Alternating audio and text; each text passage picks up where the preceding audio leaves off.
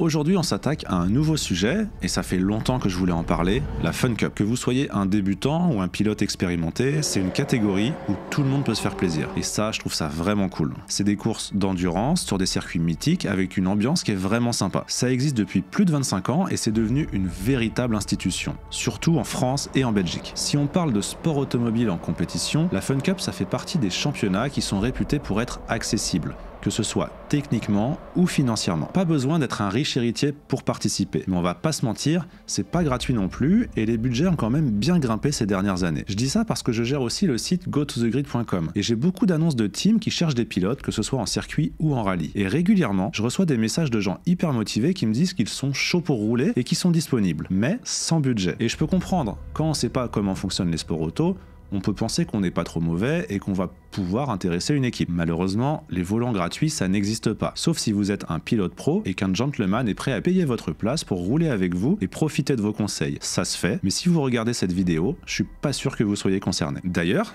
restez bien jusqu'à la fin parce que comme d'habitude, je vais tout vous dire sur les budgets pour rouler en Fun Cup et vous allez voir que ça reste quand même assez bien placé. J'ai terminé ma petite parenthèse et je reviens au sujet principal. Donc je l'ai dit en intro, mais la Fun Cup, ça existe depuis déjà plus de 25 ans. Au milieu des années 90, plusieurs passionnés ont décidé de créer une coupe qui soit accessible, fun et où tout le monde aurait une voiture identique. Ils ont posé ça sur une feuille de papier et ils ont cherché une voiture qui pourrait incarner cet esprit. Leur choix s'est porté sur la Volkswagen Coccinelle. Et c'est vrai qu'une Cox en sport auto, ça peut sembler étrange au premier abord, mais ça fait tout le charme de la Fun Cup. Elle a une bouille incroyable cette voiture. Les plus jeunes n'auront peut-être pas la référence, mais pour les autres, ça me fait penser à la série de films La Coccinelle avec son fameux numéro 53. Et puis, sous cette carrosserie au style rétro, ils ont mis au point un vrai prototype de course. Le look est vintage, mais sous la carrosserie, c'est une vraie auto de course moderne, surtout pour les dernières évolutions qui roulent actuellement. Dès son lancement en 1997, la Fun Cup a rencontré un succès immédiat. Aujourd'hui encore, elle attire des centaines de pilotes chaque année et s'est imposée comme une des compétitions les plus populaires du sport automobile amateur. Sur certaines courses, c'est plus de 120 voitures au départ, c'est vraiment de la folie. Avant de parler des courses, petite présentation technique de l'auto. La Fun Cup, c'est une auto qui a été conçue dès le départ pour la course, avec un châssis tubulaire, un moteur central et une boîte séquentielle. On est très loin de la petite citadine toute mignonne des années 60. Le pilote est installé en position centrale, au milieu de la voiture. Depuis sa sortie, la voiture a quand même pas mal évolué, et il y a eu en tout 3 générations. La première version, lancée en 1997, avait un moteur 1,8 litre essence de 130 chevaux, avec une boîte mécanique en H. C'était l'Evo 1. En 2009, elle est passée à un moteur turbo-diesel 1,9 litre de 160 chevaux. Et depuis 2012, on roule avec la version actuelle, l'Evo 3, qui embarque un moteur 2 litres essence de 175 chevaux et une boîte séquentielle 5 vitesses de chez Sadev. On a aussi pas mal d'autres options qu'on peut ajouter,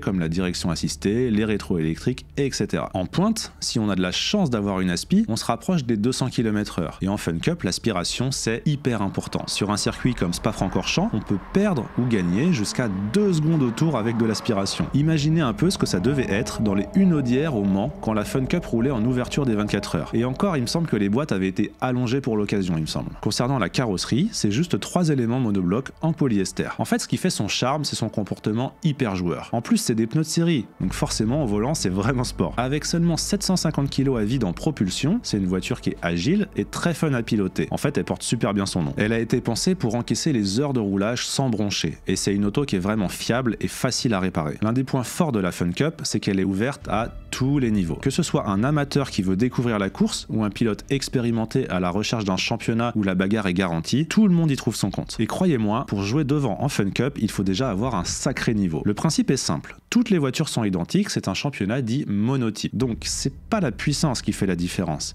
mais vraiment le pilotage et la stratégie. Faut pas faire de bêtises en piste, faut être rapide, tout en gérant bien ses relais, les arrêts au stand aussi, et tous les imprévus d'une course d'endurance. C'est aussi un championnat qui est particulièrement sûr. Les voitures sont construites selon les normes strictes de la FIA. Et contrairement à d'autres catégories où les budgets explosent pour améliorer sans cesse les performances, ici l'objectif est de garder un niveau équitable entre tous les concurrents et les autos restent très simples dans la conception. Une particularité qui rend cette compétition unique, c'est la catégorie biplace. Dans certaines courses, un passager peut embarquer à bord et vivre la course de l'intérieur, en pleine action. Ça, c'est une expérience que peu de championnats peuvent offrir. Vous pouvez pouvez faire monter des partenaires, des clients, des amis. Au niveau des courses, il y a actuellement 3 championnats. La Fun Cup est présente en Belgique, en France et au Royaume-Uni, avec des courses sur des circuits comme Spa-Francorchamps, Silverstone, Zandvoort, Manicourt et même Charade cette année. Ça va être absolument génial. En France, le championnat est la Fun Cup France et compte 7 épreuves plus 3 hors championnat, soit quand même un sacré calendrier de 10 épreuves. La majorité des week-ends se déroulent en même temps que la JS Cup France, qui fait rouler les JS2R dont j'ai déjà parlé dans une autre vidéo. En Belgique, c'est l'European Fun Cup,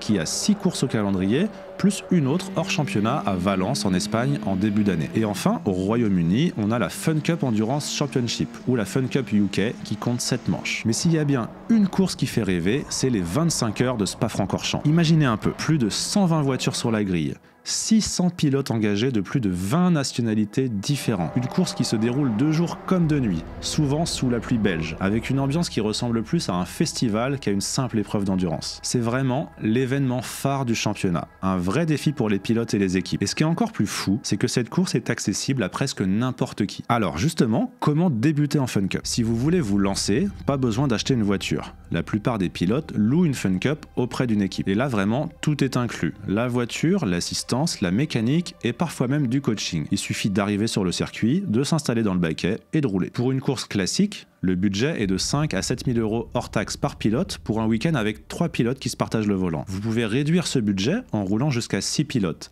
mais le temps de roulage sera réduit aussi.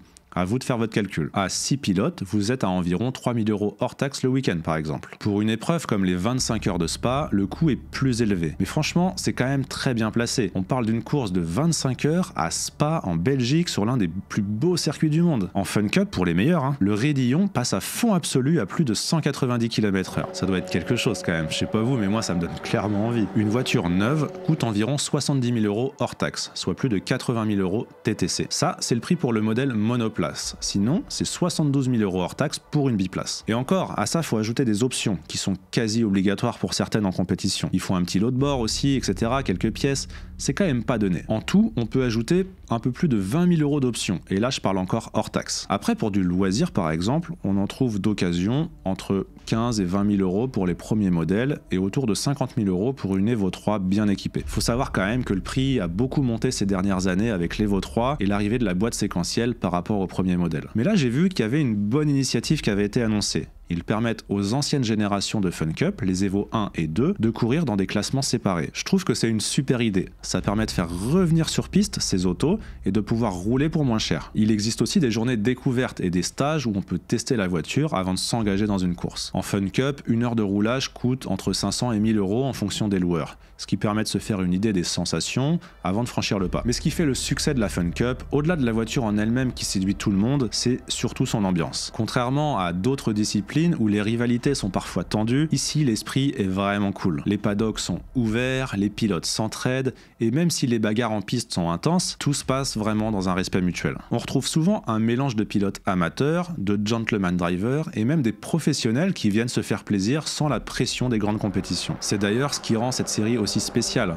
On vient autant pour la compétition que pour partager des moments avec d'autres passionnés. La Fun Cup, c'est vraiment une expérience à part. Je sais pas vous, mais moi clairement ça me donne envie d'essayer. D'ailleurs, je sais pas, peut-être un jour. Donc pour résumer, si vous avez toujours rêvé de rouler en endurance, mais que vous pensiez que c'était hors de portée, la Fun Cup, c'est probablement l'une des meilleures options pour vous lancer. C'est accessible, les coûts sont bien plus maîtrisés que dans d'autres championnats, et surtout l'expérience est incroyable, autant sur la piste qu'en dehors. Posez-moi vos questions en commentaire et dites-moi les sujets que vous voudriez que j'aborde dans les prochaines vidéos. Et surtout, si vous aimez ce format, un petit like et on s'abonne à la chaîne, ça donne vraiment de la motivation pour la suite. Si vous voulez plus d'infos, je vous invite à lire mon article complet sur gotothegrid.com. Je vous laisse le lien en description. Merci d'avoir écouté et à la semaine prochaine pour une nouvelle vidéo.